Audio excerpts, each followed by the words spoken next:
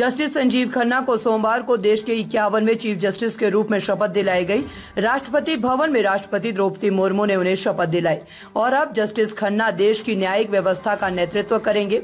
वह इस पद पर 6 महीने के लिए कार्यरत रहेंगे क्योंकि उनका कार्यकाल 13 मई 2025 तक समाप्त हो जाएगा। पूर्व चीफ जस्टिस DY चंद्रचूड़ 10 नवंबर को रिटायर्ड हो गए थे, जिसके बाद जस्टिस संजीव खन्ना ने उनकी जगह ली है। 64 साल के जस्टिस खन्ना सुप्रीम कोर्ट में जज के रूप में करीब 2 दशकों से अधिक समय से कार्यरत है और उन्होंने अब तक 65 महत्वपूर्ण फैसले लिखे हैं। इसके अलावा वे लगभग 275 बेंचों का हिस्सा रह चुके हैं और उनके निर्णयों ने कई अहम मामलों की दिशा तय की है।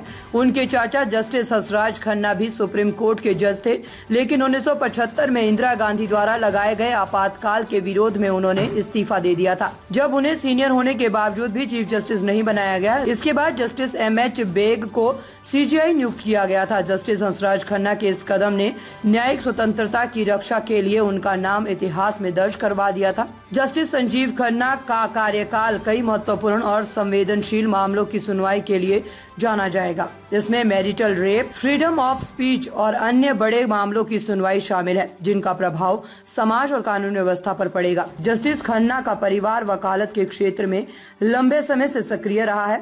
उनके पिता देवराज खन्ना दिल्ली हाई कोर्ट के जज थे, जबकि उनके चाचा हंसराज खन्ना सुप्रीम कोर्ट के प्रतिष्ठित न्यायाधीश थे। अब उनकी विरासत को जस्टिस संजीव खन्ना ने और भी मजबूत किया है।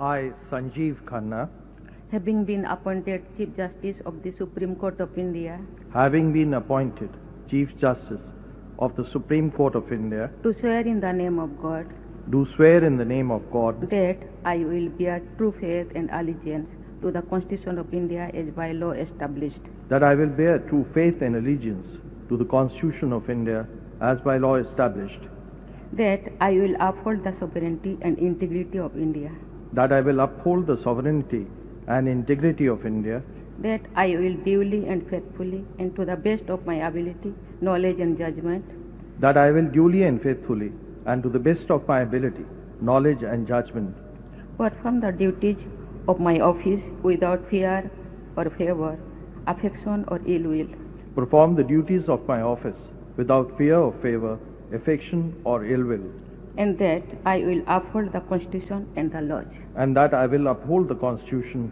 and the laws. Republic Hindi news channel को देखने के लिए धन्यवाद। सर्वश्रेष्ठ रिपब्लिक हिंदी न्यूज चैनल को सब्सक्राइब करें, शेयर करें, लाइक करें और घंटी वाला बटन दबाकर नोटिफिकेशन ऑन कर लें ताकि ताज़ा खबरें सबसे पहले आपको मिल सकें।